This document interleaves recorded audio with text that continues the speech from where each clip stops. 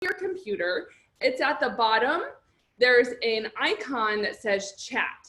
Just click on that and it will open up your chat box. If you're on your phone, most of them are on the bottom right. There are 3 dots and you can find the chat box over there. But open up your chat box and tell us where you're calling in from. Tell us your target industry or job type. And then also today I'm going to ask you to jump out to LinkedIn, grab your LinkedIn URL and put it right here in the chat box as well. And when you copy that LinkedIn URL, make sure to copy the whole URL because we want to make sure it's clickable.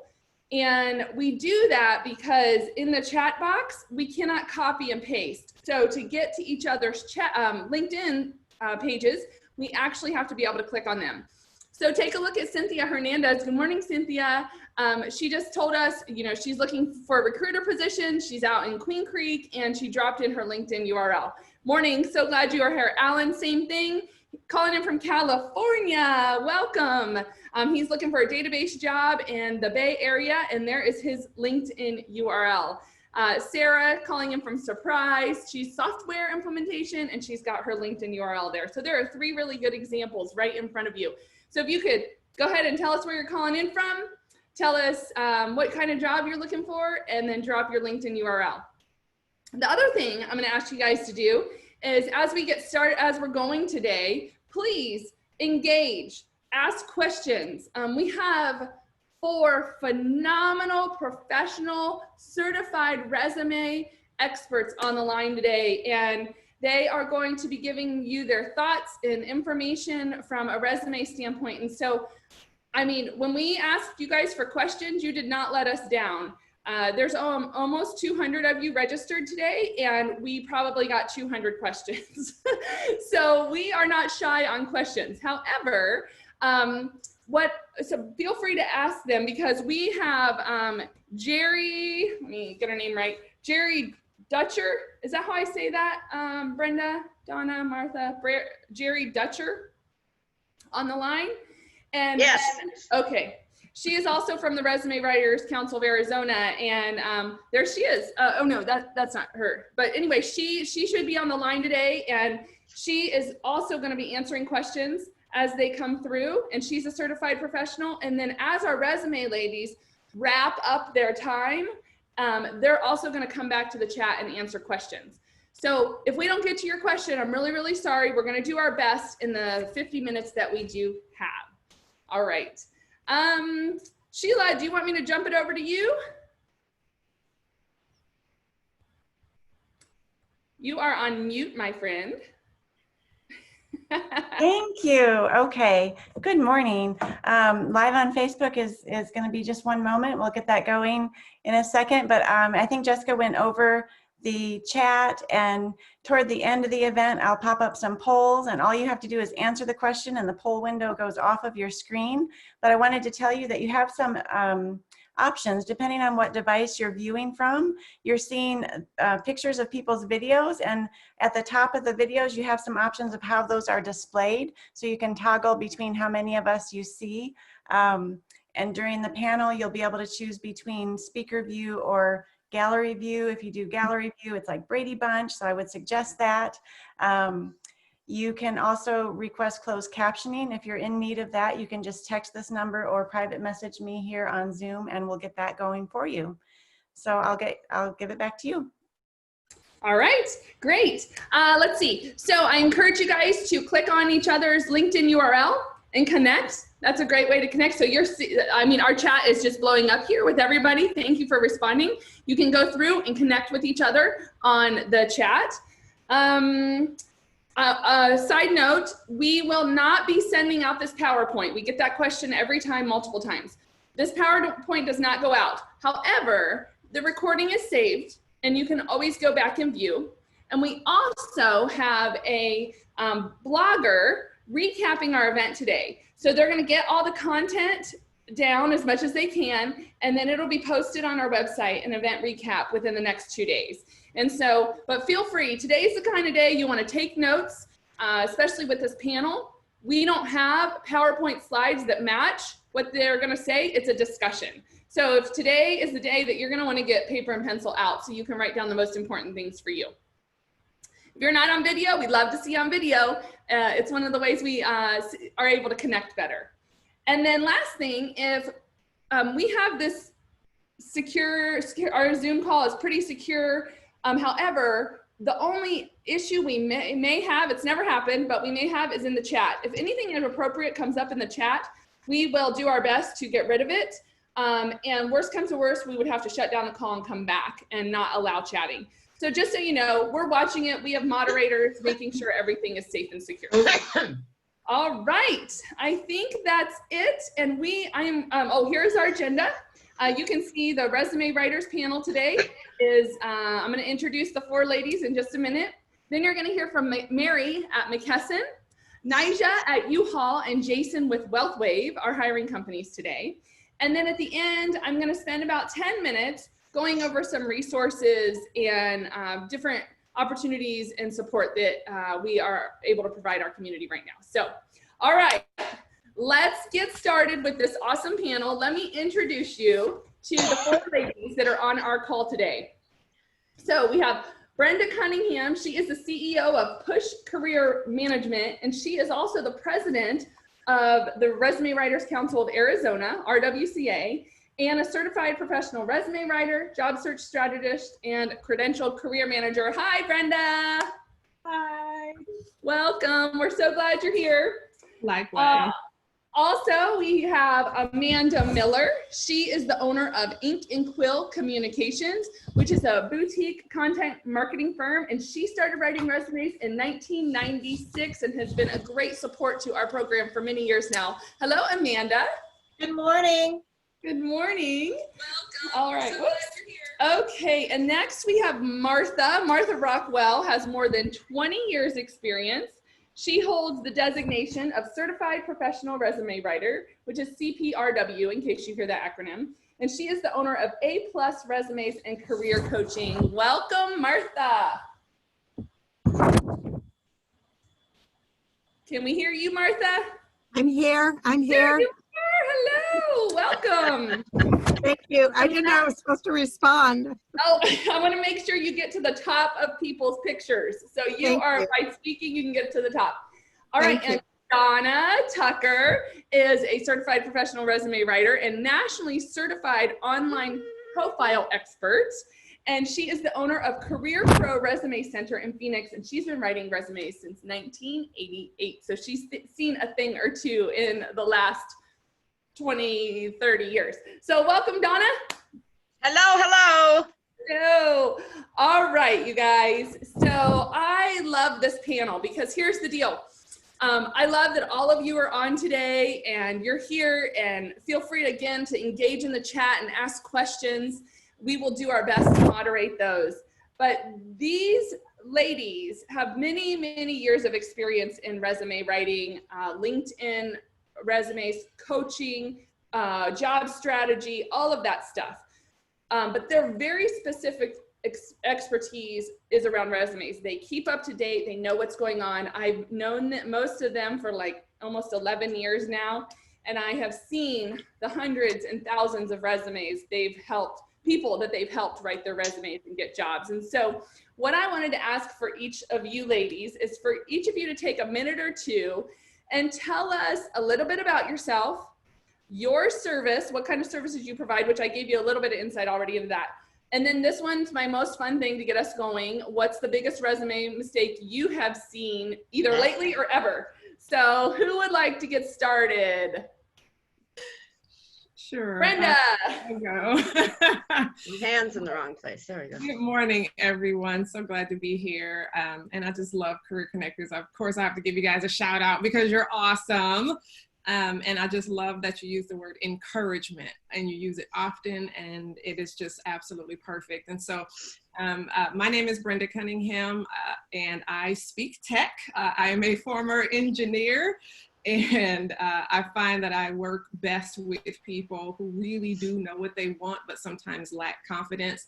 And so some of the things that I provide, of course, in addition to resume writing services, are career coaching, interview coaching, salary negotiation coaching, LinkedIn profile development, and really just helping people to tell their story. And the biggest mistake, and I would say lately, the biggest mistake that I've been seeing are people who continue to believe that a resume is kind of a list of everything that they've ever done, as opposed to focusing on their future and telling the story of how they're qualified to get where they're going. And so hopefully we'll delve more into that throughout our time together. Thanks. Thanks, Brenda. Donna? Hi. As Brenda said, Jessica said, I've been in business since 1988. I don't know if that makes me any smarter than anybody else, but I have seen it all, I think. I think I was one of Career Connector's first volunteers, was I not? Yes, you were. And I'm also an executive board member of the National Resume Writers Association. And I volunteer at St. Joseph the Worker, helping the homeless get back to work. I don't have really a specialty. I consider myself a generalist, but I just love what I do. I guess you have to if you've been doing it for over 30 years. The biggest mistake, next to what Brenda said, would be people writing in paragraphs. Or just the opposite, writing in nothing but bullets. There needs to be a mix of the two. I would never have a paragraph that was longer than 3 lines. Awesome. To make it easy to read. Yeah, and we're going to get into the actual mechanics of that. That's our first topic also today. So awesome. Thanks, Brenda. Okay, Martha, tell us about yourself. Okay, my name is Martha Rockwell. The name of my company is A+ Resumes and Career Coaching. I've been in this business for over 20 years and I should be retiring, but it's not going to happen. My background is in sales and manufacturing. I have a strong sales background. I was the second person in Phoenix, woman hired in the transportation industry, and I've also been a sales director at Mary Kay Cosmetics. I love what I do. I'm never going to retire. I love Career Connectors, and I can't wait for us to start meeting again. I miss you all. For me, obviously, I've seen it all. I mean, it's either been not enough information, too much information. But one of the things that I've seen that people really need to be aware of are descriptions of what they did without results. Companies want to know what you can do for them. They are interested in 2 things. Can you meet the requirements of the position? Can you make money for us? So that, to me, is one of the biggest things. They have to have results, whether it's quantifiable or qualifiable. So I'm very happy to be here, very excited, and hope all of you will learn something from this wonderful opportunity. And thank you, Jessica, for giving us all this opportunity to share our knowledge with everyone. Thank you. Thank you. Thank you, Martha. All right, Amanda, tell us about you. Good morning. I am Amanda Miller, and you can see I do videos in my office, so I always have my name here for you, so you know who I am. I'm with Ink and Quill Communications, and as Jessica alluded to, I started writing resumes in 1996 at the behest of a college professor who said, "You're a good writer, write me a resume." And I said, "I don't know how to write resumes," and he said, "Figure it out." And I did a good job and kept doing it. So I love what I do. My area of expertise really is in marketing and sales because that's my background. So most of the clients I work with are in marketing and sales, but I do see a lot of project managers and pharmaceutical sales, education, because I have a background in education. So like Donna, I'm more of a generalist, but I definitely I just kind of attract those types of people, marketing and sales types of people, because we are the worst at marketing ourselves. We can market other things. When it comes to marketing ourselves, we're awful. And it's funny you asked, Jessica, what is one of the things that I've seen that is just, like the craziest thing? Because recently, it must have been this week, in my Facebook memories, I had, I've seen a lot of weird things on resumes, but today the name was R. Just R. That was the name that the person had put on their resume. Like Madonna, but just R. No contact information, no nothing. So I Wasn't see Prince that like a symbol one time? Like Prince Yeah. back in the day. Oh, good. That's a good one. All right. So, you know, when I introduced each of you, I mentioned certifications. Just like many industries, each of you have some type of certifications. Can one or two of you kind of explain to us what are certifications and basically why we should listen to you as the experts? Oh, Brenda can do that one. Surely. Happy to. And so Donna actually has one of the newer certifications called the NCOPE, which, and all of these certifications, CPRW, CJSS, wherever direction you kind of see pop up in the term of certification, it means validation of skill. It means you are not operating in a vacuum. You are not operating in your own opinion. You are operating from an informed space that has been validated by a community of people who are the audience of the thing that you are trying to accomplish. And so an NCOPE being an online profile expert, and myself having a couple different certifications in resume writing or job search strategy, there are modules and protocols and role play and execution and proof and evidence and things you have to provide in order to really kind of obtain that certification. And it's not just me saying, hey, I'm qualified, come see me. It's me being validated by a larger community. That's great. So one of the things that we hear all the time is that there are a lot of opinions on resumes. I can take my resume out and show it to various people and my friends or family, and you know, Aunt Jane told me she hired somebody once, and so she has an opinion on my resume. Why should I listen to you guys? Because we're not Aunt Jane. I would like to answer that. I think as resume writers, we each have our own special areas and our own styles, but I think all of us will agree on what constitutes a well-written resume. I think the worst thing that people do is ask their aunt, their brother, their sister, because they really don't know, and they're getting the wrong information. And if they take the information of people that really don't understand the mechanics of a well-written resume, they're going to waste a lot of time, because time is really money. It really is. And the longer they futz with their resume and take the opinions of everybody that they know, it's going to put their job search back on. It was going to take way too much time. That's why if they go to somebody that's professional, all of us have our different styles, but we basically agree on what constitutes a well-written resume. I think going to the professionals is really, really important and key. That's good. Donna? And now with the applicant tracking software systems being so prevalent, it's not just what we used to do or what worked for me 20 years ago. It's what's going to work in that system. There's a fine line sometimes between what looks nice for the human eye and what the computer requires to make you seem worthy to those people who are going to look at it. So it'll be scored, and if you just put a resume together any old way, no matter how qualified you are, human eyes might never see it. Yeah, that's good. And we're going to talk applicant tracking systems. A lot of you had a lot of questions around that and how to get through those. So let's jump in, you guys. Let's talk mechanics of a resume. Tell us about the most important things to have on a resume, you know, just from a, like the content, you know, summary or objective or experience, you know, tell us about that. What are the most important things to have? Amanda, you want to start us on that one? Now, the things that I look for immediately, because I review a lot of resumes. I am happy to review resumes for free for anybody. So I see about 10 or 12 a week.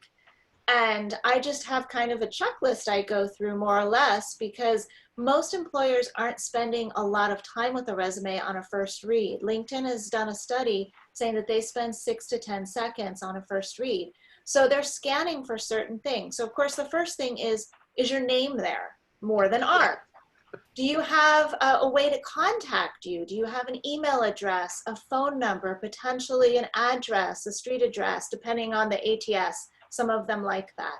Do you have your LinkedIn profile? Is your email address a professional email address, or is it, you know, big booty mama at AOL.com? Because also AOL, Hotmail, those also often connote an older applicant. So we want to have people on Gmail. So we look at that. Do you have a title or headline that says what position you're looking for? Not an objective that says to obtain a position in which I can. It's not about you. It's about the value you can provide an employer. So do you have a title or objective so I, as a reader, know who you are from me? Do you have a short summary that positions you as that person you just told me you are and tells me the value you can provide? Do you have keywords on your resume? They can be anywhere for applicant tracking system, but for a person looking at it, you want to put them right under the summary so that I can see in a quick glance those transferable skills that you bring to the position. I want to see experience. Do you have a brief overview about what you did, followed by bulleted accomplishments? I don't want the whole thing bulleted because our eyes are looking at bullets as something that draws our attention. And so when you draw attention with a bullet and it says responsible for doing this, well, that doesn't even mean you did anything. It just means you were supposed to do something. And then, you know, how much experience do you have? Do you have 10 to 15 years highlighted? Or do you have a 10-page resume like I saw the other day with 30 years highlighted? So, you know, I want to know how, like, kind of how old-ish are you, or can I not tell? And then the last thing I'll probably look for is the education, which should be towards the end. Do you have the degree that if I'm an employer, I'm looking for? Does it have dates on it? It shouldn't have dates. And do you have any certifications or any other qualifications for the position? And that's what I'm looking at as a resume reviewer or an employer would be looking at in about 8 to 10 seconds. That's a lot. Wow, she did good. Yeah. I would like to add something to what Amanda said. The top part of your resume, which is your summary statement, should obviously include a job title. Now, the thing to remember is for certain industries, there could be more than one title for a given type of work.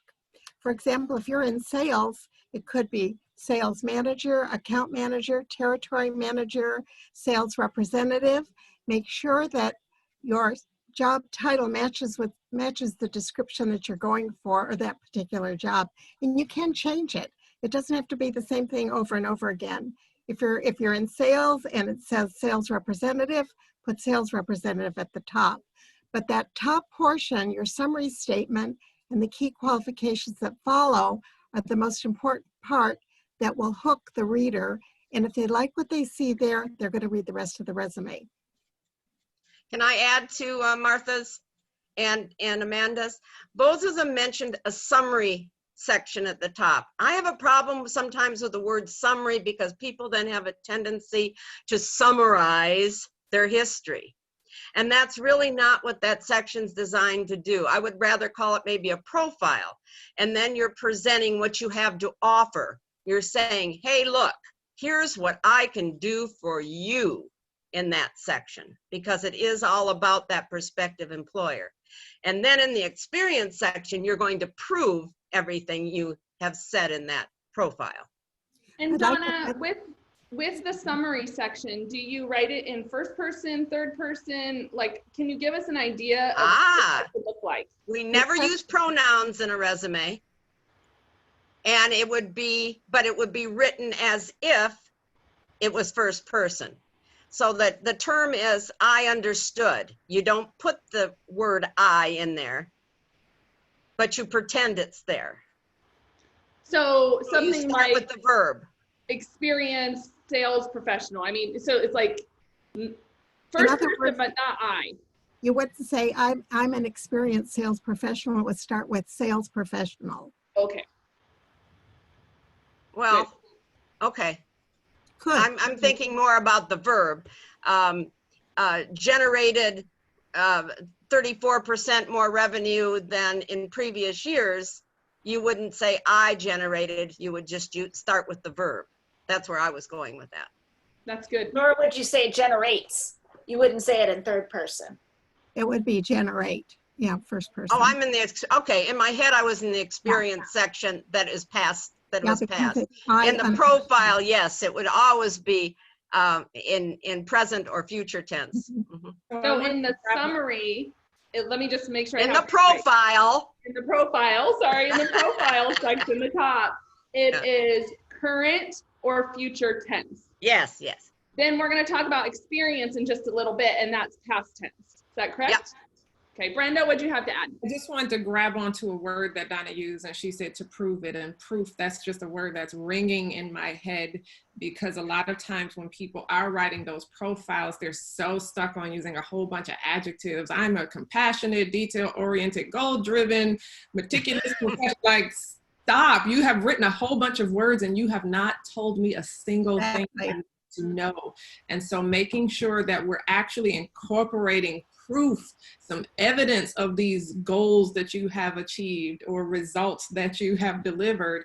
Let's make sure we go there. But then other mechanics, and I like to always go here when you ask about mechanics, other mechanics on a very practical note, in terms of like page length, 1 to 2 pages, perfectly fine. And if anybody is telling you it has to be 1 page, it has to be 1 page, it has to be 1 page, perhaps that company requires a 1-pager, but industry-wide, kind of resume universal, 1 to 2 pages are good.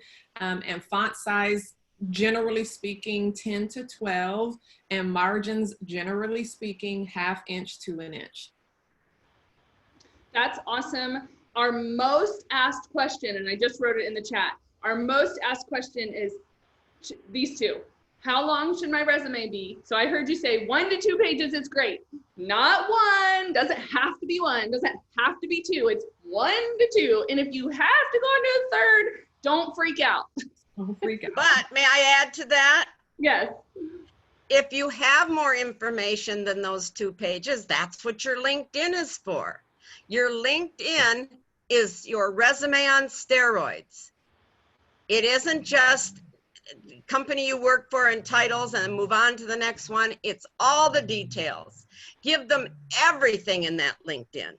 So if it's something you feel that you couldn't get in your resume that you think somebody needs to know, put it in the LinkedIn, because they are going to look at it.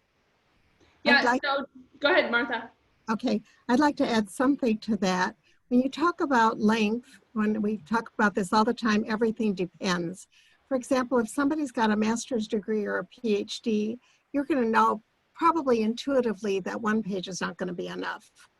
I've done more than 2 pages. For example, if I have an architect, on the first 2 pages would be his normal resume. The 3rd page could be an addendum with his projects, which he would have the option of either including when he sends the resume or not including. So everything depends on the age of the person, the depth of their experience, and everything. I mean, there's not really one set rule. I think all of us look at each person individually and say to ourselves, what is the best way possible that we can present this client? So, you know, you're going to have to look at each client individually and be a little bit flexible on what you think should go in the resume as far as the length is concerned. That's good. So the number 2 most asked question we get, number 1 is page length. Number 2 is how many years back of experience should I put on a resume? Well, that also depends. Right, Donna? Generally speaking, you'll hear anything from 7 to 15. Some will say 7 to 10. I'm on the 10 to 15 year bandwagon, just to really set the tone that you know what you're talking about, you're top of your game, you have enough experience. But going further back than 15 years can start to introduce some other dangers like age discrimination. And so we just want to be really, really mindful and select the strategy that's right for you. But 10 to 15 years is my golden rule of thumb. Yeah. I would like to add something in that regard. let's say hypothetically you are just going back maybe 10 to 12 years for a client, yet prior to that, he's worked for a company that's really notable, like American Express or Motorola or Lockheed or one of those types of companies. You might want to include at the end prior experience or additional experience, and you can add that name and just a small paragraph with maybe one or two maybe quantifiable results without the date. And that's what I would do. Great. Okay. Before we move out of mechanics, Amanda, you have anything to add to this section? Nope, they covered it. Awesome job. Awesome. All right, let's talk content, you guys. So within like work experience, this is where content really matters from my understanding. And so we have heard multiple of you say the word accomplishments and bullet points and data.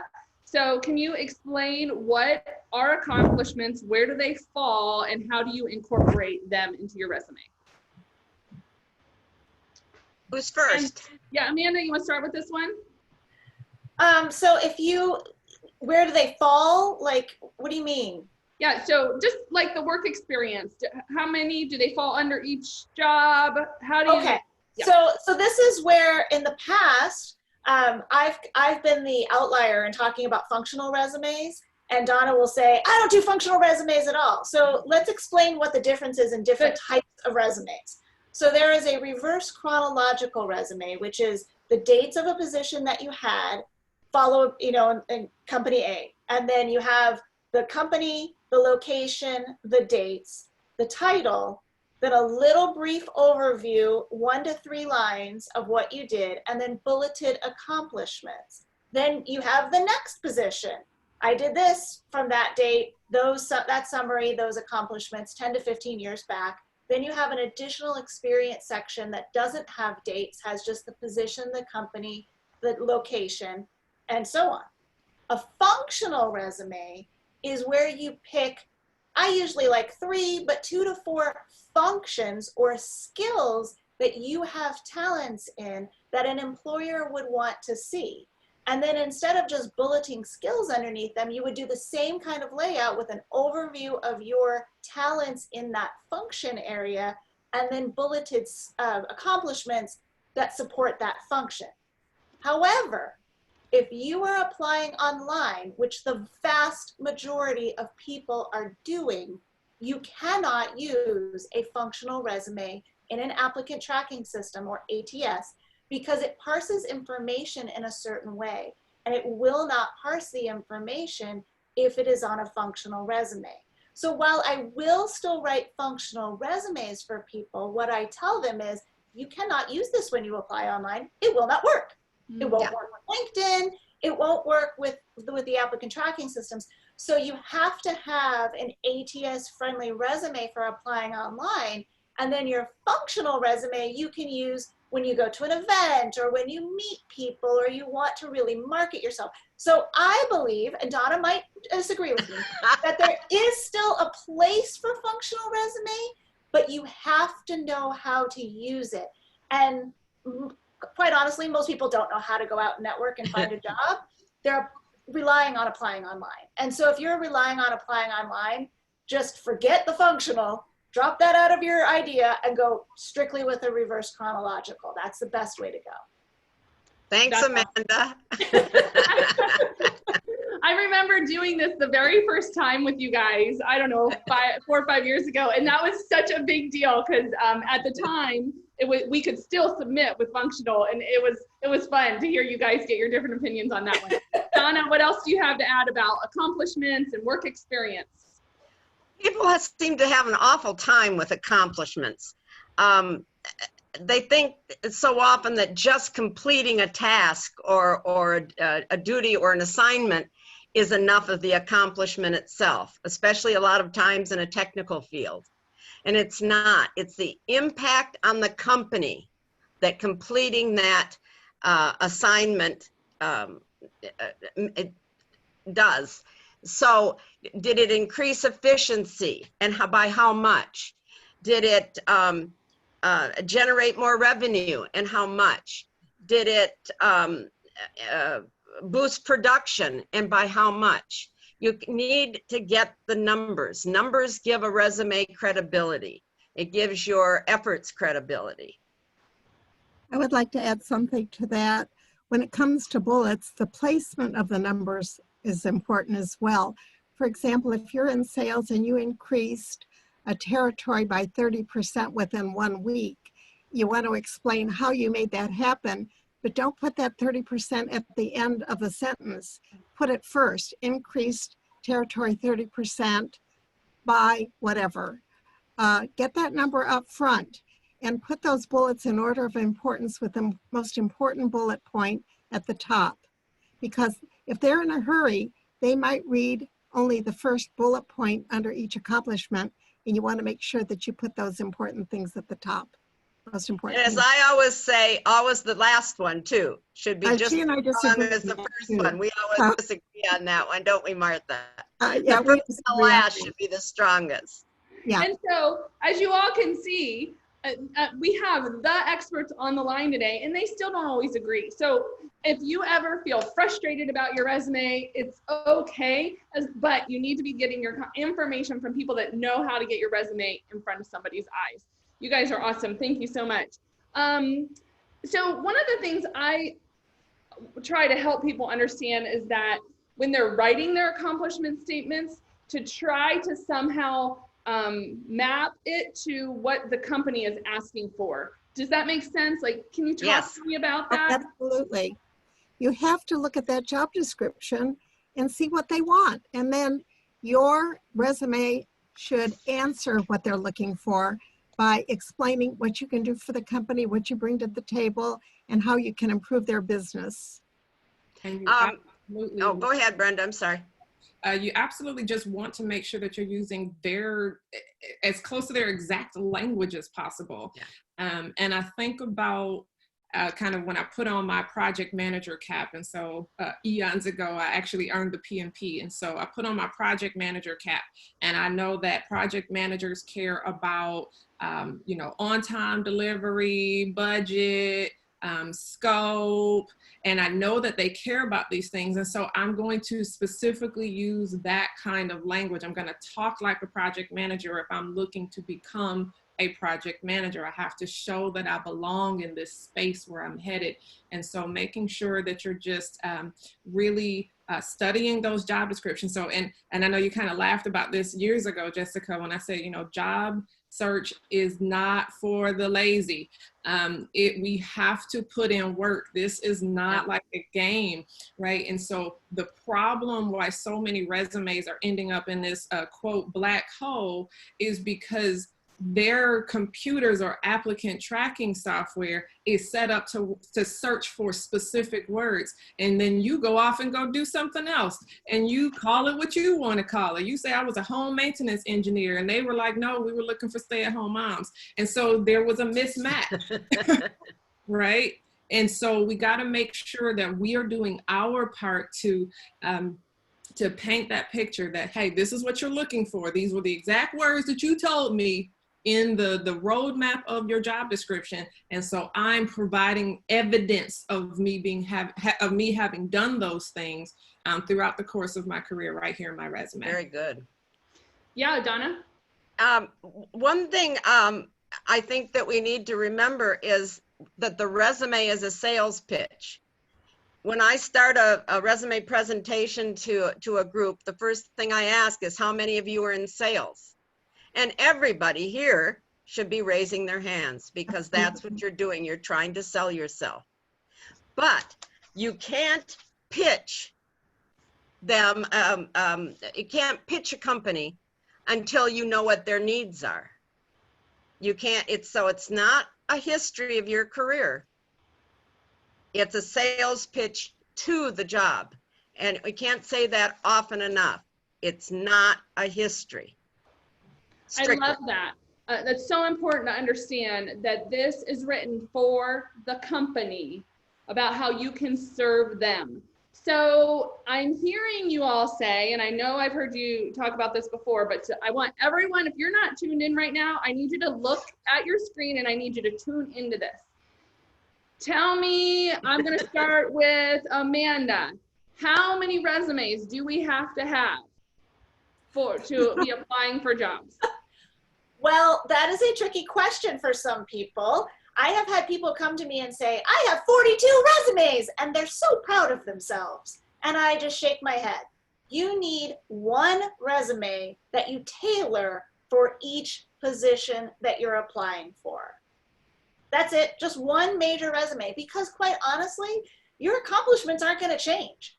Your experience isn't going to change until you add more experience. You might tweak it a little bit, but what's really going to change every time you apply for a position is that top quarter to third of your resume, your title, your branding statement or profile, and your keywords or areas of expertise. Those are the components you need to be spending time with each and every time you apply for a position, even if it's the same title at different positions, because they may be targeting different keywords. But having 40 different resumes, I mean, you might label it differently, like, you know, one your VP of marketing, one your director of marketing, but they have basically the same information. So one base resume. I agree. One basic resume and modify it to fit what you're going for. If there's any change, make sure you look at the job description, get those new keywords in there, and get it throughout the resume, not just mention once. But I agree, just one basic and work from that. So I will throw a slight wrench into the answer, only because especially probably during COVID time, we've seen people that were forced to make career changes. They were forced Well, that would be different. And so because of this, is like you were shaken up and you were thrust into a new direction. And so you had to think about what you want to do next. And so some people might say out loud, you know, well, I don't want to be pigeonholed, or I'm open to doing this thing or that thing or the other thing. And so certainly if you are pursuing a few kind of related but slightly different career paths, then you will need a few different versions that uses the language of this career versus that career versus this industry, and so on and so forth. And so just making sure that you're putting in that work.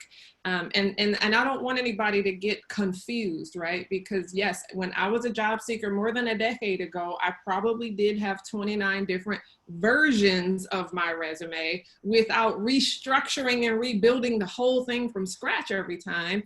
But I was going to pursue education or healthcare or manufacturing. And so there's a completely different set of language that they care about from the manufacturing space versus somebody in education. They won't care about yield and scrap and throughput in an education setting.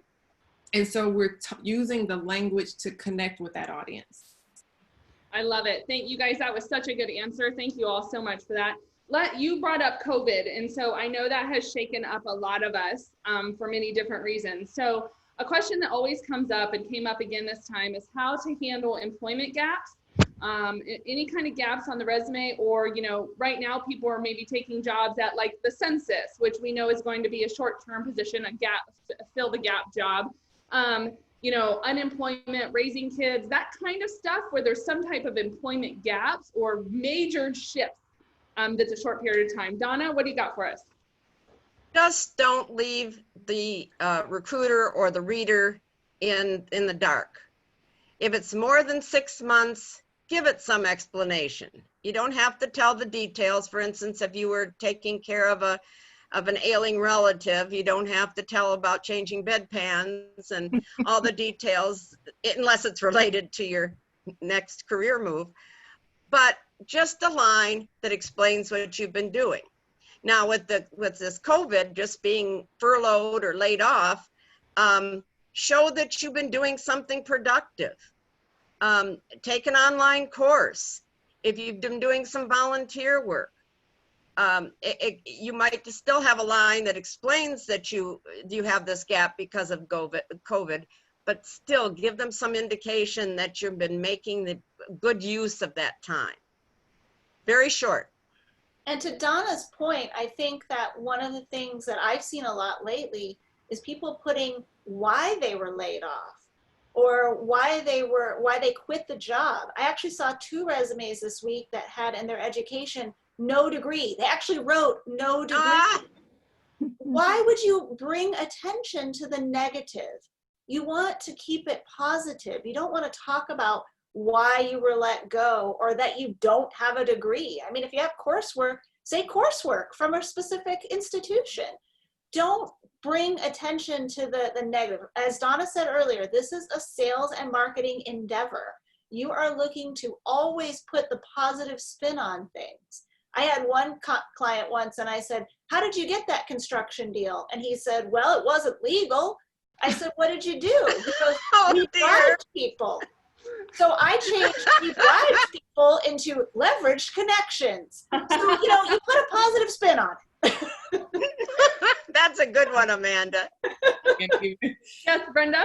I have a couple of things to say about COVID because I've immersed myself into working with, and I know Amanda, you have a great kind of COVID relief, resume relief. I think you said this, the name of your program. But I've been just kind of really specifically working with a lot of folks through the city of Phoenix and my work with them. And one of the first things that I want to say in the spirit of career connectors and hope and encouragement is first that you guys have got to give yourselves some grace and some room to just kind of deal with any underlying depression. And there are other things going on besides COVID. So when you're battling a whole bunch of different things all at the same time, and then COVID is just the cherry on top, my goodness gracious, let's just give ourselves some room to grieve and process and seek counseling, read books, whatever you got to do to saturate yourself with some good news so that you can at least get back to zero. And try to be productive, because it is very difficult to imagine conducting an effective job search and your head is not in the game. And so that was just the first thing. But then the second thing, I loved what Donna said, is just kind of about being productive. I wanted to go and be as specific as possible with what that means. So she mentioned, like, if you took courses, sometimes if you find that there aren't a lot of jobs available, plug in with like an industry association and start taking development through them. We, the Resume Writers Council of Arizona, we are an industry association, and we get to learn from each other, and we bring in, you know, kind of outside webinars and speakers and topics and different things to help us stay on top of our game. And so we anticipate some of these industries will return. I want to make sure that you're doing your part right now to stay connected to the industry that you love, and then to just be ready when those opportunity floodgates begin to open again. And so, yeah, caregiving, pursuing classes, volunteer work, read some books. I mean, just plug in and don't look for excuses why you can't. Try to look for opportunities that you can do. That's beautiful. So good. Yeah, I'd like Martha. to add to that. I think this is a good time to do some very important self-care. Make sure you're getting enough sleep at night, meditate, eat the right foods, get some exercise, because all that is going to help you get through this. We're all facing a lot of challenges, some more than others, unfortunately, but take the time to really do some good and healthy self-care. It's very important. Yes, you guys, thank you so much for those words of encouragement. All right, I'm going to go and jump into the next topic. We have about 10 minutes left, and people always want to know about applicant tracking systems. And so can you guys tell us, what is an applicant tracking system and how do you get through them so you can get your resume in front of somebody's eyeballs? Well, ATS is applicant tracking software. Oh, thanks, sorry. I've corrected you on that before, Jessica. No big deal. We all say it. But it's the applicant tracking software system. So there maybe should be another S on the end. But it's a computer. There's maybe 200 different systems out there. And anytime you apply online, you are going to go through an applicant tracking software system. Some are through the big companies, like I suppose Intel and Google and Lockheed. They're all going to have their own systems in-house, but many of the smaller companies are going to go through what Monster and ZipRecruiter and those, they have their own, but they're still going through an applicant tracking system. And the applicant tracking system reviews your resume by keywords and rates them to see whether you're worthy to be looked at by human eyes. So if there's 200 people that apply for a particular job, the company that submitted that posting might only read 10 of the top 10 of those resumes. So you want to be sure that you've got all the keywords in your resume, that your resume is formatted so the applicant tracking software can read it. I saw a resume yesterday that had a header that said superpowers for the keywords. Now it's fun. I like it, especially Amanda would like it because she's a Wonder Woman fan. However, the applicant tracking software doesn't recognize the word superpowers as a category. And it might well lose everything underneath it. And if that's where all your keywords are listed, it won't do you any good. So I'm not saying you can't be a little inventive, but be careful that it'll be easy for that applicant tracking software. How do you know? Do your research. There are so many articles online about this. There's no reason why people should not be prepared for this software. And I'll so just there. Right, that, so I love what Donna is our resident ATS expert. And of course we love what she's saying. Like this, it's hard. I mean, we've studied this stuff for years and years. I mean, it's not particularly like rocket science, but there's just a lot to consider. What elements don't an applicant tracking software, don't they see? You know, what elements are invisible? How do they read columns? Are headers and footers okay? Are text boxes okay? You think your pretty, you know, resume template is going to get the job done for you, and you have no idea that is completely incompatible with the way the ATSs even work. And so I don't want anybody getting in over their heads, and I don't want anybody just completely stressing themselves out because you don't know something after a 50-minute talk that has taken us years. Good point. Give yourselves plenty of grace. That's so good. You guys, Good so one of the things is keywords. You have all said the word keywords in some way, shape, or form today. So tell us about what are keywords and where do you put them on your resume, and how do you figure out which ones to incorporate on your resume? Amanda, you want to start with this one? Sure. So keywords are, we used to call them transferable skills if you're old like I am. And now we call them keywords, areas of expertise, core competencies.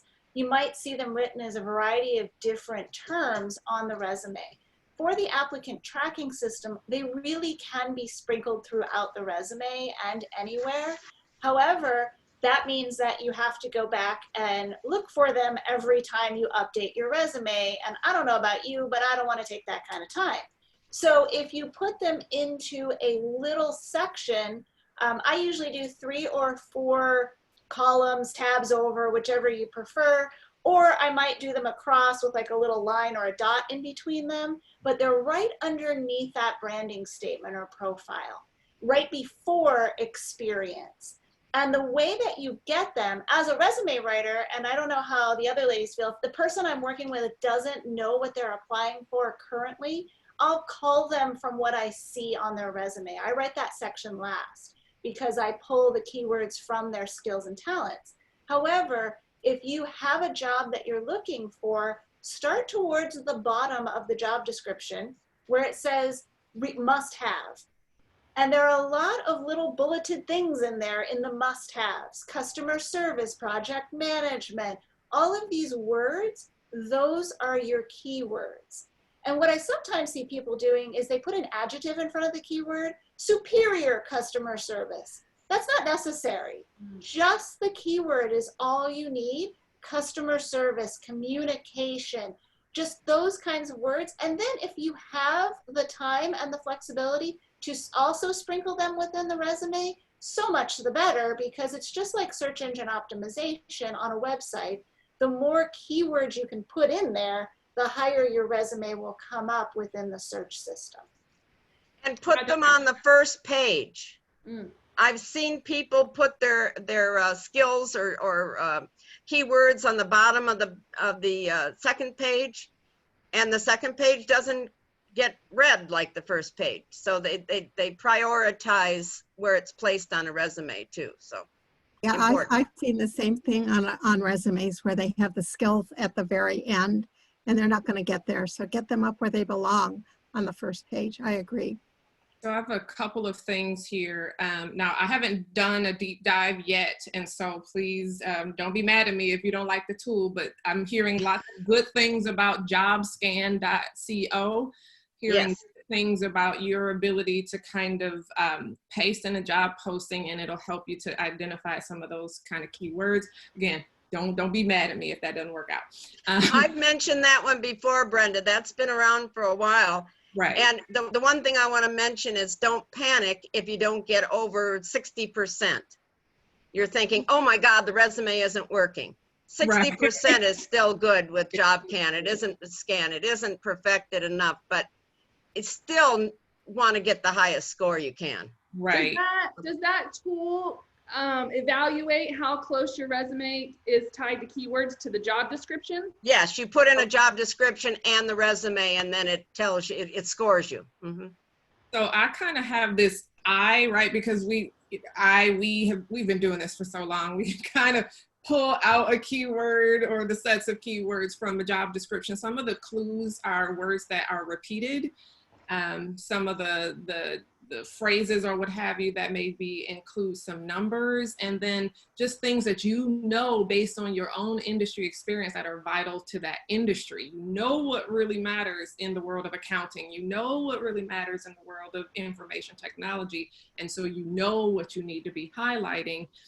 And then another thing that I want to mention about these job postings, because these things are gold mines, you guys. They are like the treasure maps with the keys to the kingdom. And so many people underestimate the power of these job descriptions. I say save them as you are tracking your job search, hopefully in some sort of Excel sheet or some sort of tool.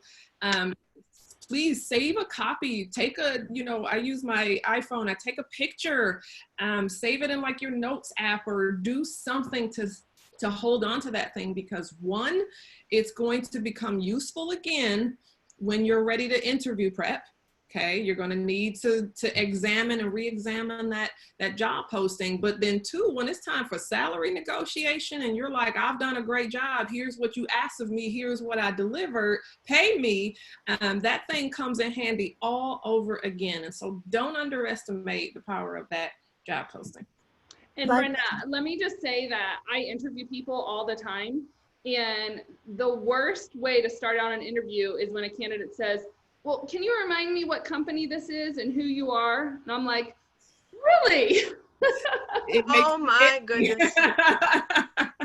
I'd like to add something to that. It's very important that you keep track of what you're doing. For example, you may apply for maybe 2 or 3 jobs in a given day. Take a copy of that job description. Put the date on there that you sent your resume. When the call comes, you will remember, because sometimes you're not going to get a call for 2 or 3 weeks or longer. So how are you going to remember who it was? That's a very big thing that I think job seekers forget to do, is to track what they're doing. Yes. I want to add something about the keywords before we leave that. Because we've kind of talked about LinkedIn as well, keep in mind that LinkedIn is a huge search engine.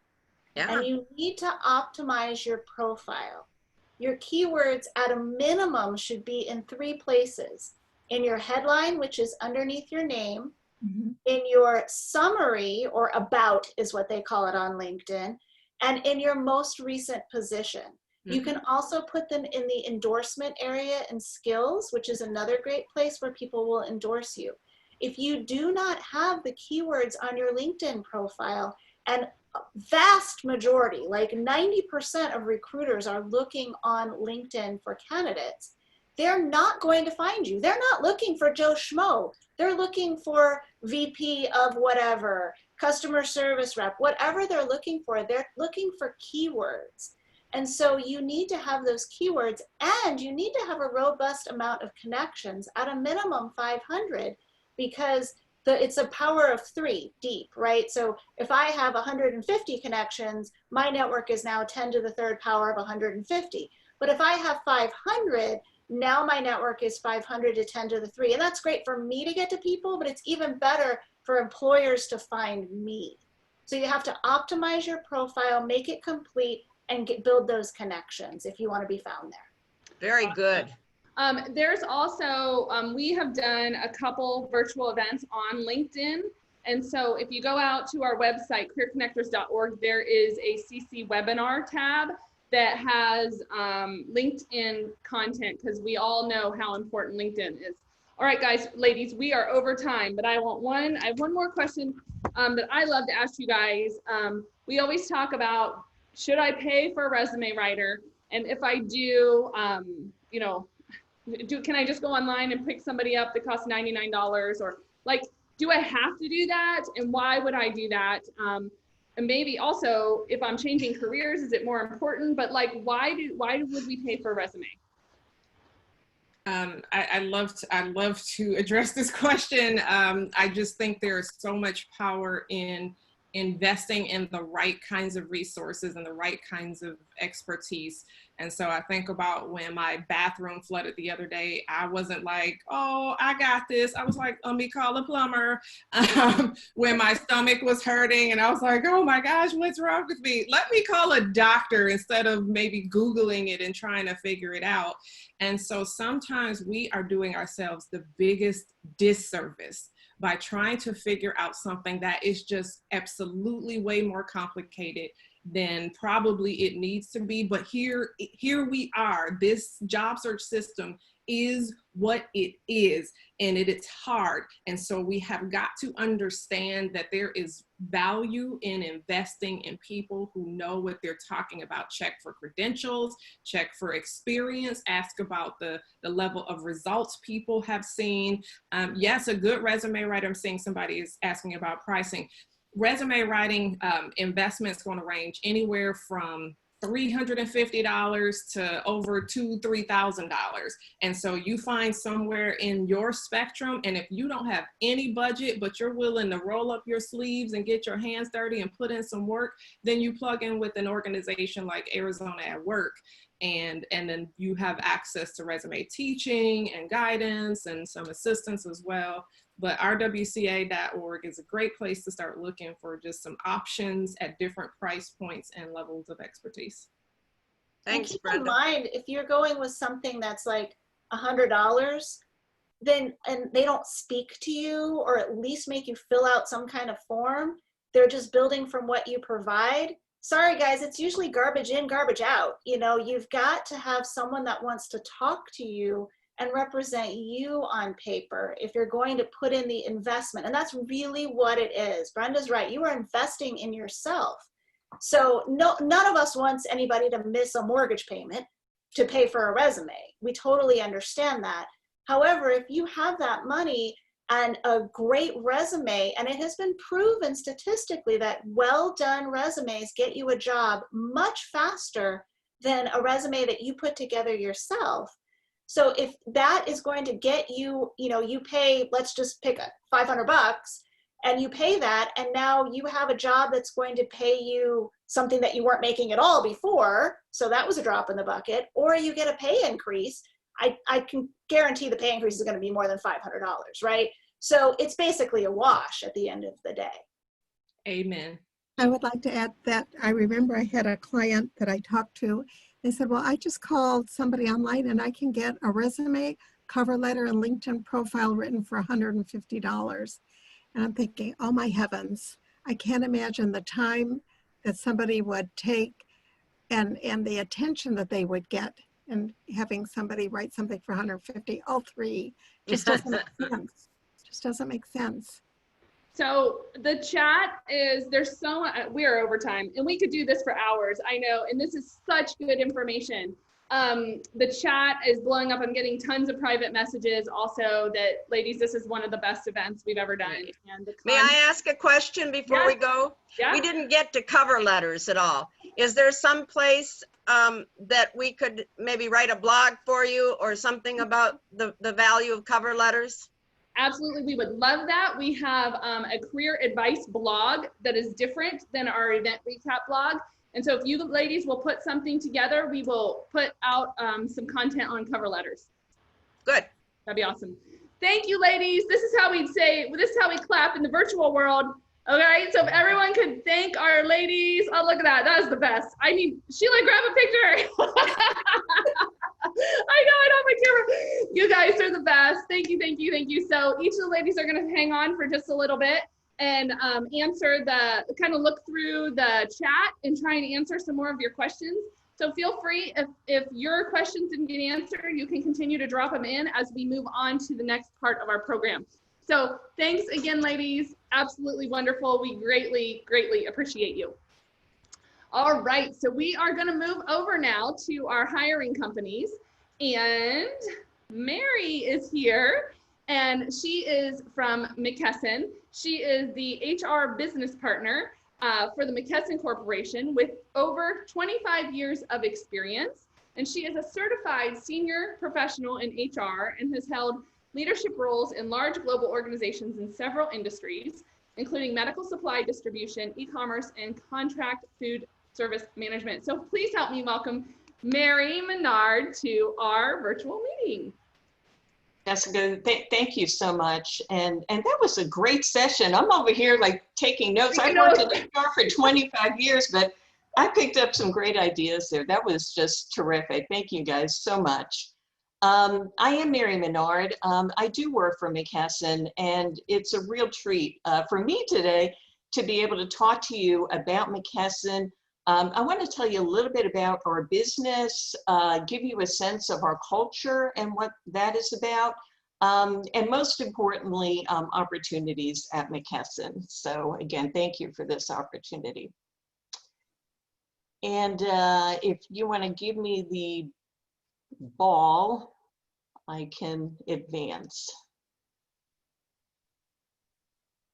You see it, if you click down on the left, sometimes you can't see it right away. It should be a little arrow that pops up eventually. Okay, And I'll give it a moment. if you don't see it, then Sheila can move it for you. Okay. Yeah, sure, we can advance to the next one. Okay.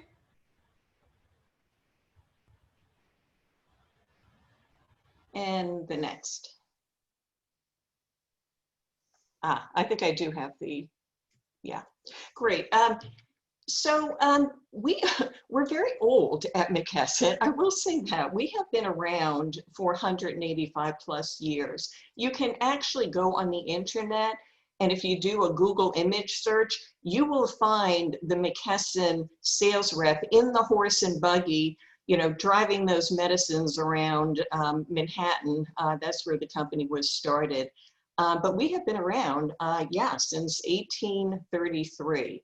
Not only are we one of America's oldest healthcare services companies, but we're also one of the largest, if not the largest. So if you follow things like, you know, Fortune 500, we are listed on there as number 8. We may in fact be one of the biggest companies that you've never heard of. But if you've gone to a doctor's appointment and, you know, the doctor puts on the latex gloves, there's, you know, that sheet of paper that's over the examination table. In fact, all of the equipment in that doctor's office is, in many cases, supplied by McKesson. So, you know, we distribute medical supplies to not only doctors' offices, but surgery centers, long-term care facilities, patient products delivered to the home. So we're in all aspects of healthcare. We are headquartered in Las Colinas, Texas, but we also have a large, quite beautiful, state-of-the-art campus right there in Scottsdale, Arizona, where we house about 2,500 employees. Granted, now we are all working from home given COVID, but looking forward to getting back to that beautiful campus. I actually have some pictures to show you. As mentioned, we do touch virtually every aspect of healthcare through our partnerships with biopharma companies, our care providers, pharmacies, manufacturers, government, and others, with about 80,000 employees worldwide. Most recently, McKesson was tapped to distribute a future COVID vaccine. Assuming, right, one becomes available, we will be the sole provider for that. And in fact, we're doing a lot of work these days with our federal government. And, I've always been, proud to work for McKesson, but, that just takes it to a whole new level. To be able to be part of that solution that has just gripped our country and the world, it feels really, really good to be a McKesson employee right now.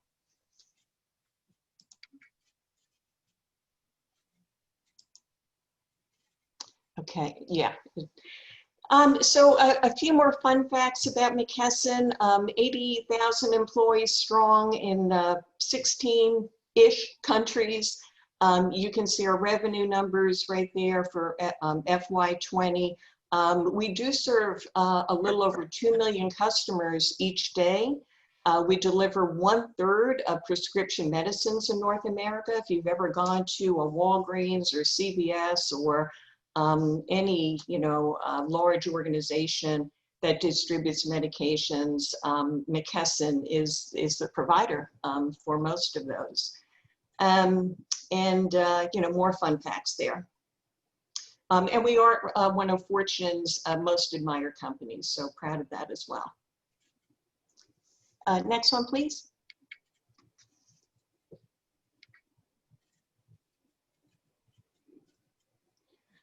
All right, well, McKesson culture, which is near and dear to my heart, working in HR.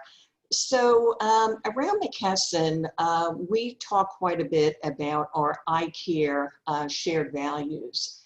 And, I think it's one thing to talk about shared values, but I'd really like to offer a couple of examples of how McKesson shows up for our employees in terms of I Care.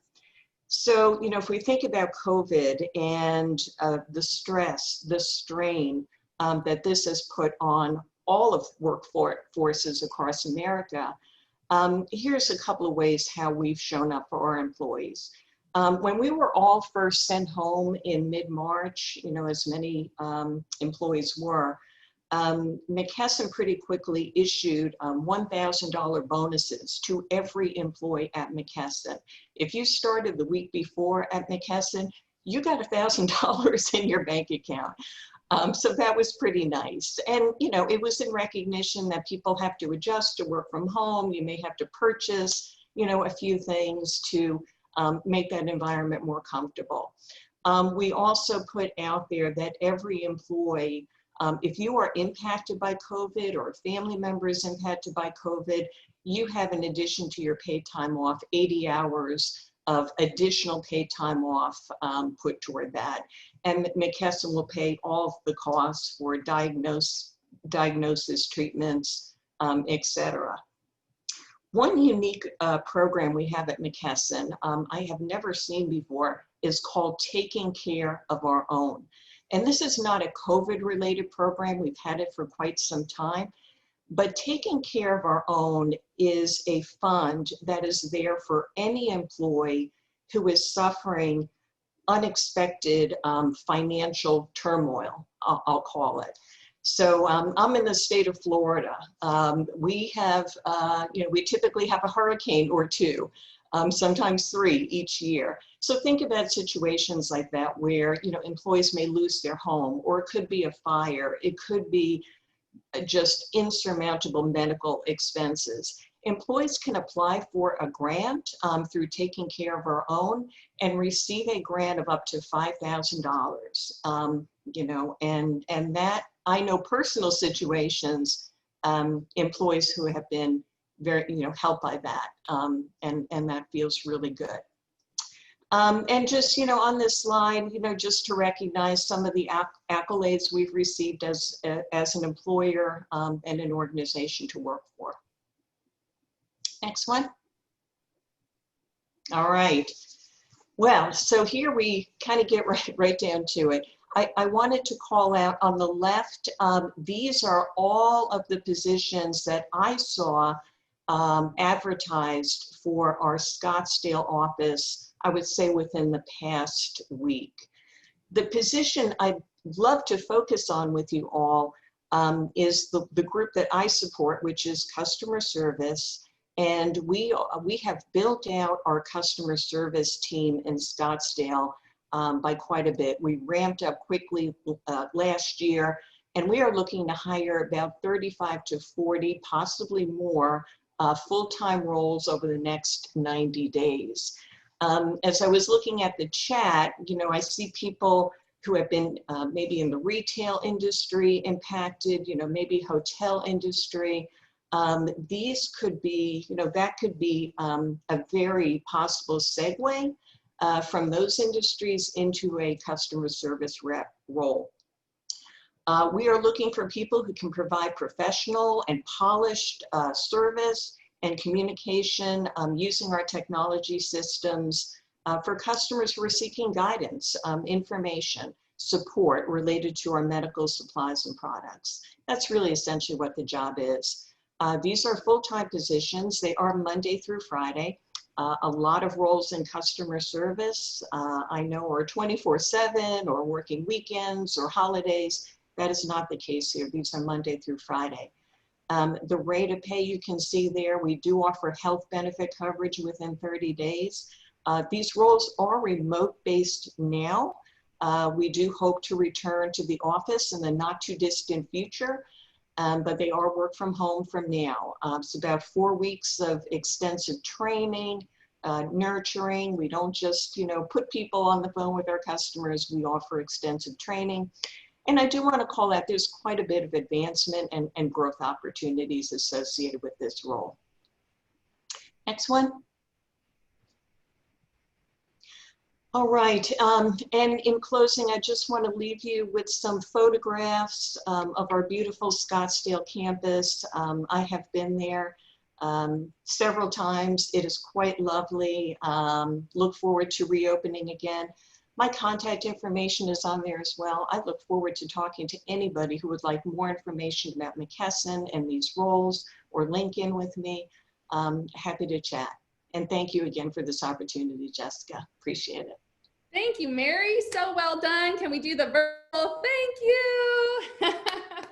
We put the links over in the chat to people that are interested, and feel free to connect with Mary if you are interested. So thanks for being here.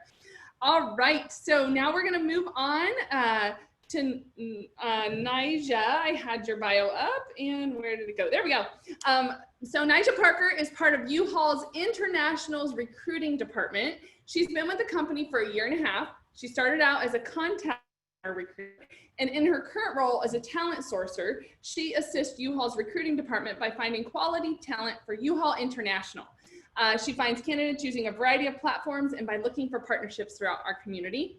And as a talent sourcer, she finds joy in helping bring jobs to amazing people. When she's not at work, she's most likely reading a book, relaxing with her family, or enjoying a good video game. U-Haul is one of our awesome corporate partners, and their corporate building is in Phoenix, if you didn't know that. So she has some great information for us. So please help me welcome Nyjah Parker. Hi, guys. There you are. How are you doing? Sorry, I'm trying to unmute my thing without putting the button down. Apologies. Okay, sorry. All right, so I am glad to be here today. This is my first Career Connectors. So I'm going to hop right into the presentation. Great. I am from U-Haul, like you mentioned. This is our corporate headquarters located in Central Phoenix on Central and Thomas. We're right in between 2 light rail stations, so we're easily accessible by public transportation. So a little bit about U-Haul. We have not been around nearly as long as McKesson, but we are a household name. We were founded in 1945 by Ellis Schoen and Anna Marie Carty Murray. Basically a family business. Once they created, their kids took over. Joe Schoen is our current president. U-Haul trucks and trailers can be rented anywhere in the United States and Canada. I'm pretty sure a number of you have rented U-Hauls in the past. It could have been from a dealer or from a U-Haul moving and storage center. As you see, we have 20,000 dealers and over 1,900 company-owned U-Haul moving and storage centers. Like I mentioned, our headquarters are located in Phoenix, Arizona, but as well in Arizona we have the Tempe headquarters. Not Tempe headquarters. Our Tempe Tech Center, which is responsible for our trucks and trailers. So that's where we make them basically. And then we have Glendale Manufacturing Center, where we create our other products such as the dollies, our signage that you may see around the city, and other things like that. So we have welders there and other types of hands-on positions. We have 32,000 team members nationwide, and we are the industry leader in do-it-yourself moving, self-storage, moving supplies, propane, and custom hitches. Along with U-Haul, we do have some sister companies that are housed here in our corporate headquarters as well. We have West Insurance Company. U-Haul International has been self-insured since 2004, so we do that through West. And we have our Oxford Life Insurance Company, which is here in Phoenix as well as in Madison, Wisconsin.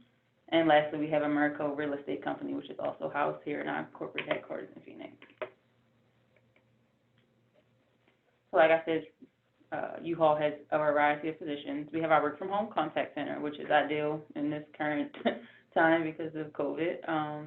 So our work from home contact center is typically part-time, but you can always move up the ladder. And if you're in Phoenix, it's a good way to get your foot in the door because you can start at our work from home contact center, and then when things hopefully at some point go back to normal, you can come back into the office and apply for another position. And then our contact center, we have our customer service representatives, our sales reps, our roadside assistants, because of course, sometimes vehicles don't always work. And when that happens, customers reach out to us and we get them the help that they need. Along with our contact center, we have field positions. As I'm sure you see, the U-Haul locations all around the Phoenix area. In those retail stores, we have retail sales, our general managers, U-Box drivers, which is typically anyone who has a CDL license. And basically, you're picking up our portable storage and taking it to our U-Haul locations. And then we have our assembly plant and manufacturing, like I mentioned, the Glendale Manufacturing Center. Lastly, our biggest, where most of our employees are, I guess, in the Phoenix area, is our corporate headquarters.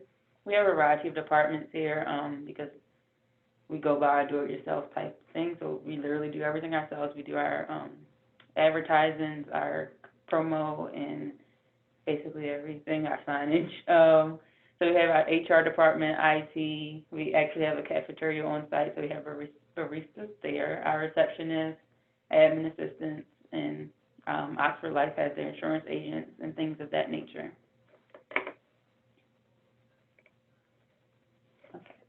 And how to apply. So U-Haul Jobs has all of our positions, including the jobs for U-Haul, Oxford Life, Americo, and Rep West. So you would go to uhauljobs.com, you can allow them access to their location, and then it'll show you all positions in your area, or you can block that and just put in the zip code that you're looking for. And then once you do that, it'll ask you if you're a new applicant, which I'm assuming you are. So you'll say you're a new applicant, and they'll show you all the positions in your area. If you're looking for full-time work, you would just change work type to full-time, and they'll show you all the positions that we have that are full-time. And if you're looking for part-time, you would do the same, and then you can do subcategories and things like that to get a more, get something that you're really looking for, basically, is what I'm saying. And then once you complete the application, we get it, and you get an email saying that we received it, and it gives us 2 weeks to contact you. U-Haul does have a comprehensive benefits package. We offer a Americo medical plan and a Americo dental plan, vision care, of course, prescription savings, 401k, HSA benefits, and U-Haul Kids program. Along with our, well, I'll talk about this in that slide, actually. Okay, so yes, U-Haul is all about wellness and health. We are actually building a new center, a convention and wellness center, which will have, it will house our recruiting department in a fitness facility, which will be open to all of U-Haul's employees and their families, and it will have our wellness clinic as well. So with U-Haul, we have the Healthier You program where you get flu and pneumonia shots, a wellness buyback program, You Matter, which is basically an employee assistance program. We have Weight Watchers at Work, education and support, a nicotine cessation program, and a Get Fit program. As most of you probably know, U-Haul does have a nicotine policy in the state of Arizona. So as of February As of February 1st, 2020, we no longer hire individuals who use nicotine or tobacco products. And I like to make that known because I don't want anybody to waste their time doing an application, when that's going to happen. So, but we do, if in the future you do stop using nicotine or tobacco products, feel free to apply and we move forward through the process. And that's the end of the presentation. Like I said, this is my first Career Connectors, and I was kind of the last slot in. So typically Jamie does do the presentation. And if you have any questions, you can reach out to her. If you have any questions currently, you can just send them in chat and I'll answer them. But after the presentation, you're better off reaching out to Jamie. And I'm done. Awesome. Okay, thank you so much. So if you have any questions, feel free to drop them in the chat. And then also there is Jamie's contact information for you. All right, thank you so much. We appreciate you guys being here. And now we'd like to bring Jason on. He is with WealthWave. One of the things during COVID that we are continuing to get people asking us is about career changing and changing the type of work they do. And so Jason and I started having a conversation, and he sent me a book that they recently wrote, and they have kind of a different model. And it is a, not necessarily a business ownership, but kind of a side hustle. It's not an MLM or anything like that, but it's not traditional corporate work. So we have invited him out to speak a couple times, and it's been extremely successful. And so some people are very interested in this model. And so Jason is here to talk to us about that. He spent 2 decades in the corporate world in the semiconductor industry. And then his business experience has ranged from owning his own consulting firm to purchasing a franchise that he and his wife ran. In the past 12 years, he has spent managing his own agency, and he's been recognized for his performance in the top 500, been a feature on the cover of Business and Finance magazine, and is a multiple 6-figure earner. He co-authored a best-selling book called Winning Ways, and he's been married for 26 years. I mean, that says probably a lot right there. They have 2 children and is a senior marketing director for WealthWave. So please help me welcome Jason Wiseman. Hello. Hello. How's everybody doing? So Sheila, there we go. I think I got it. So first of all, thank you for letting me join you today. I feel like the rooster in the hen house, the only male on the speaking order today. So, but that's okay. We need a little balance once in a while, right? Like Jessica said, these events have been great, and it's wonderful to connect with all of you. And so I am with WealthWave. As Jessica said, I'm a senior marketing director here, and we're known as the How Money Works company. And Sheila, I don't think I can advance. There we go. Okay. I want to spend a little bit of time with our vision and mission with you just to get started here. You know, we are really, as it says here,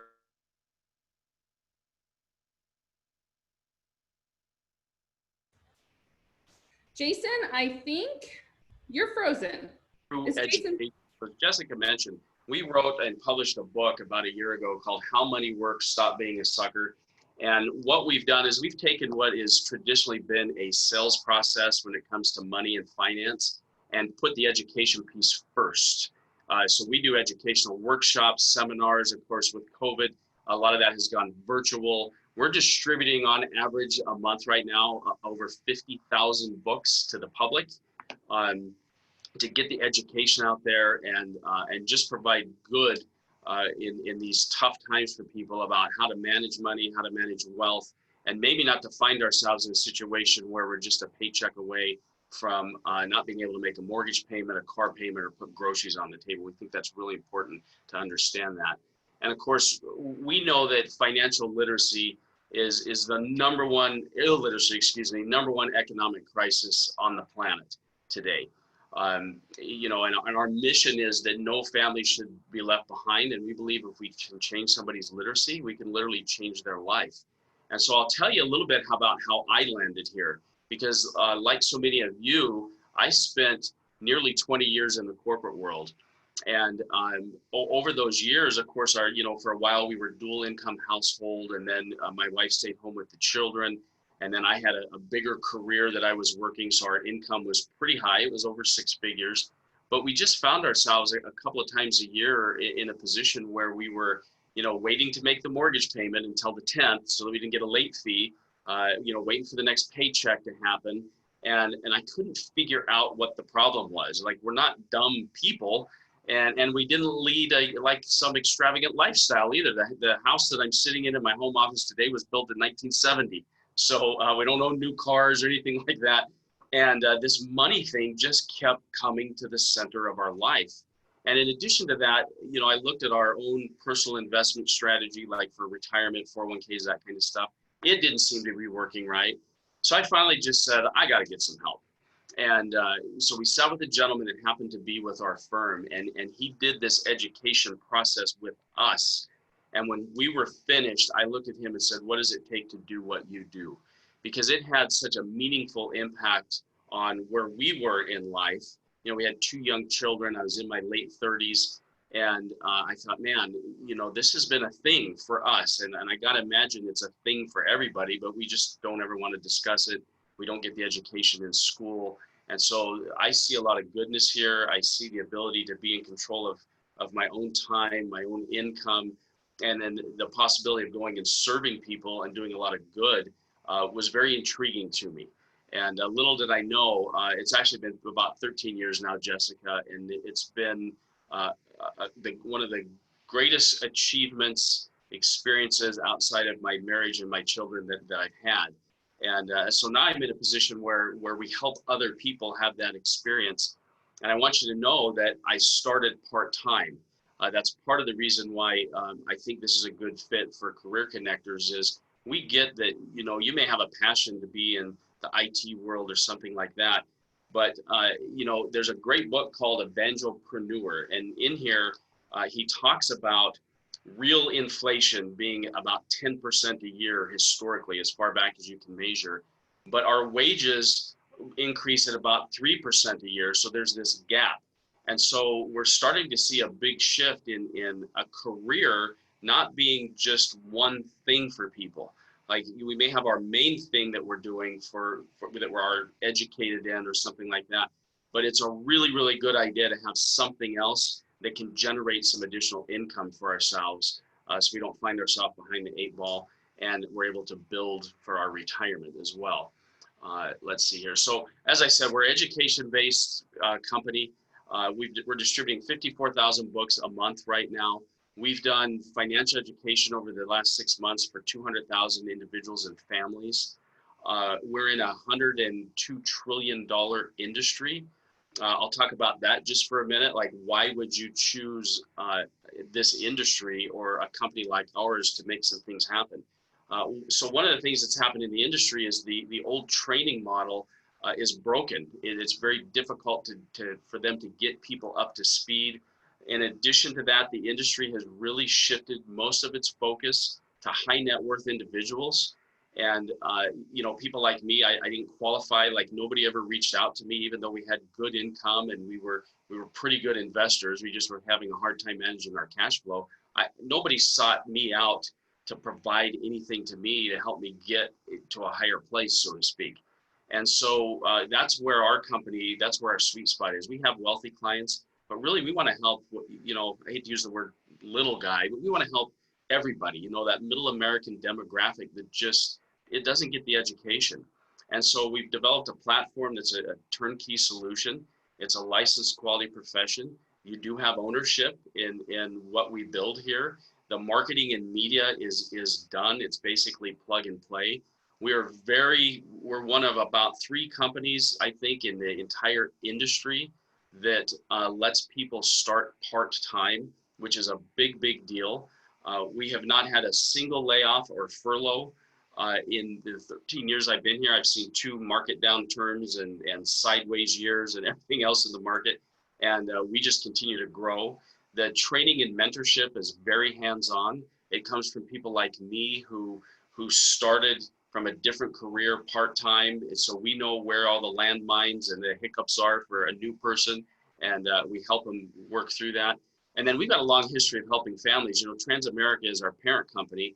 And that company was built here in the United States in the early 1900s. So 100+ year history of helping families and individuals do what they need to do to get on the right course financially. And again, it's a huge industry, a huge opportunity. And believe it or not, and I don't tell you this to impress you, but just to impress upon you, when you've got the right things happening, It's good in good times and it's good in bad times. And we've actually had massive growth since the COVID shutdown. And one of the reasons for that is this platform that you're seeing, we started building it 5 years ago. So the pivot from face-to-face to online, virtual, the training classes, the How Money Works program, we just literally pivoted on a dime to make that happen. And then I'll leave you with two things. Number one, our How Money Works program, between now and the end of the year, there's going to be a 2-hour television special on the teachings inside of here. And the two co-authors from Atlanta will be doing that on a national broadcast. So that we think that's a huge, huge thing for us and for the consumer, more importantly.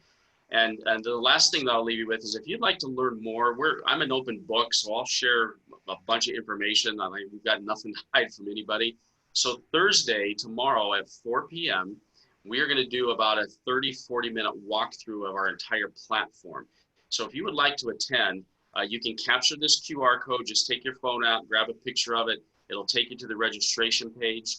You can email me at jason.wiseman@wealthwave.com, and either myself or Nick, my business partner that you can see here, will get you registered.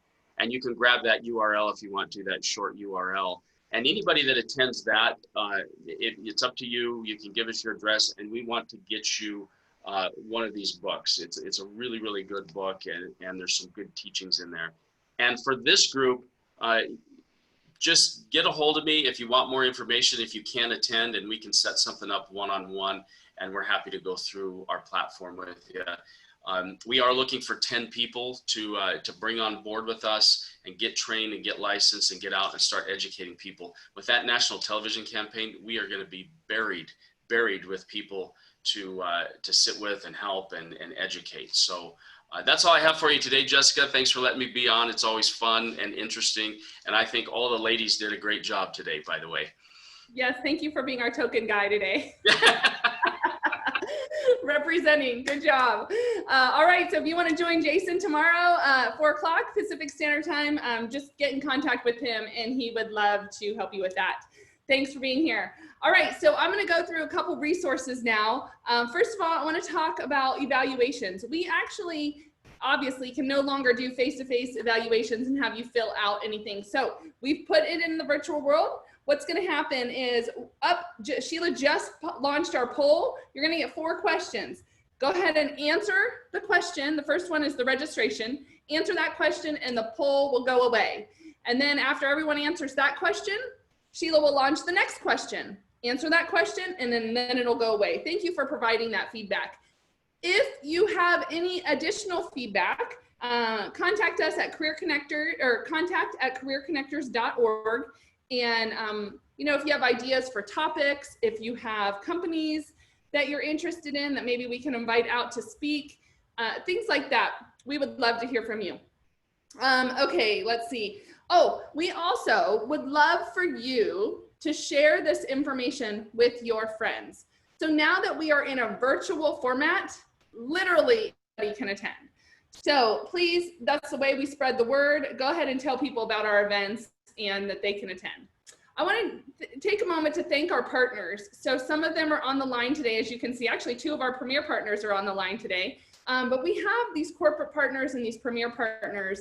And what they do is they come, we feature them, but they also help this program happen throughout now nationally, and then on site in the Phoenix area when we can do on site. So thank you so much for your partnership. We greatly appreciate all of you. Now, I want to mention another resource we have. We launched this specifically back in March when COVID pandemic hit. We work with Best Companies AZ, who is a firm in Arizona that honors, recognizes, and promotes companies that are award-winning organizations that have won national awards like Best Places to Work and the Most Admired Companies. And so if you go onto this website, bestcompaniesaz.com/resources, you're going to find a couple things here. The one that a lot of our folks will go out to utilize is the hiring companies that are out there. So Career Connectors and Best Companies AZ work together to reach out to local companies in the Arizona area, but many are national, to verify their jobs and who was hiring. We have over 200 that are on that page that are listed that have job openings. So I just found out yesterday that there are 140,000 job openings in Arizona right now. Nationally, I don't know what the number is, but there are millions of jobs open right now. But I don't know the exact number. But locally in the Phoenix area or Arizona, there's 140,000. So we know there are jobs out there. So many of those resources can be found right on that page. Also, I had mentioned to you guys that there will be an event recap. Now, the event recap you can find on our website. And let's see, I'm trying to turn it here. On our website, and there's a couple things listed here. The event recap, which is an overview of all of the content from today. So you can take a look at that. That'll usually be up within 2 days. We also have a disc assessment that's available for you guys, and that will help you understand some of your soft skills, some of your strengths in communication, your ideal work environment. I love this assessment because you can incorporate much of it into your resume and then into your interviewing. And then we also have our social media platforms listed there. We are very engaged in Facebook and on LinkedIn. We have a LinkedIn group that's pretty active as far as companies that are engaging, and then content, videos that we put out there. So I encourage you to join us in that LinkedIn group as well. So what's coming up? We have changed our schedule a little bit. We are now doing events twice a month. And the first one, or the next one, is October 7th. You're gonna hear from Kevin Duncombe on Kickstart Your Job Search.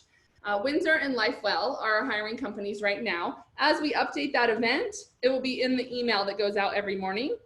And then Travis Harden on October 21st, How Do I Effectively Lead During a Crisis? And so you'll hear from Travis on leadership and getting through this pandemic, and including job searching. And then we have 2 events happening in November, and you'll see in your emails what's coming up there. All right, so on our website, careerconnectors.org, you can register to get the weekly email. But if you registered for this event, which most likely you did if you're here today, you registered for this event, you should be getting an email every Monday morning. And in that email has the upcoming events, the hiring companies, content from some of our events, events that are happening around town, career fairs and stuff. So make sure you're getting that email. And if not, just let us know and we'll make sure you're subscribed to our database. But there are 3 ways that we are getting content out right now. The first one is these webinars that we're doing twice a month right now. So in the bottom right, you see CC webinars. This event today will be posted under CC webinars in its entirety. So if you want to go back and rewatch some of this again, or maybe some of your friends weren't here. I noticed that some people were mentioning LHH, which is Lee Hecht Harrison, which is a outplacement firm. Maybe some of your friends at LHH weren't here today. Send them the link to this and say, hey, this was a great discussion on resumes. But all of our events back to March, the virtual events, are parked in this site. So look through them. There's stuff on LinkedIn. There's stuff on salary negotiation, interviewing, just tons of great content there. And the middle one is a community update. So I do occasional interviews with people that have resources in our community. And so I think we have a LinkedIn panel there. We have, actually these ladies, these resume writers, also did a short interview with me and a panel. That's also in there. There's resources from Goodwill, Central Northern Arizona, and additional types of resources. So that's one for you. And then a couple times a week, I do a career chat. And so you can see updates on unemployment, job search tips. I do a review of our webinars in there. And those are 3 to 5 minutes. And so not very long, but just a lot of information that I try to pack in a couple times a week so we can stay engaged with you guys. And then we have all of our awesome volunteers. We have some that were on the line today, and then many, many, many that are helping behind the scenes. So can we do a virtual thank you clap? Thank you, thank you, thank you. Our volunteers are just amazing. We're so incredibly grateful. And we're all excited to get back to face-to-face someday, but we do not believe that these virtual events will go away. So if you're calling from New Jersey or Portland or California or wherever, we're still going to be doing these virtual events for you as well. Okay, so I asked Sheila to include this slide. We are a nonprofit organization, and we greatly appreciate any support. We have had to go back to a very small team staff because we have been hit financially just like so many others. And so when I brought this to my board, they said, you need to start telling people this part of the story. And so I am out there telling you we have had to scale back our events because we don't currently have the funding to continue in the way we were before. And so if you are interested and if you would feel so called to donate, it takes $42 for us to support a person in career transition. And so either now or when you land a position, if you could donate $42 back to serve the next person, that would be incredibly great. We would be incredibly grateful for that. So we have a donate button on our page, and I think Sheila's going to drop in the donate link in our chat as well. And so if you're interested in donating to our nonprofit organization, of course we are a 501c3 and it's a complete write-off for you. We are incredibly grateful. Thank you. All right, so I think I got through everything today. We would love to know where you heard about us. So if you're still on the line, if you want to just drop in real quick on the chat, where did you hear about us? And think about all the people you can tell about the organization and the resources we have. And one last thing, we do have a new email provider. So if you are not seeing the emails that come out on Monday mornings, check your junk, because sometimes it takes some time for the email provider to just validate that we are not a spam organization. And so we made that switch, I think 3 weeks ago. And so just in case you're not getting them, take a look at that. All right, that's all we have today. You guys, I'm so thankful you were here today. This was a great event with such good content. All the ladies, thank you. Jason, thank you. Thank you all for being here, and know that we all are praying for you guys every day that you land into the career of your dreams. Thank you for being here.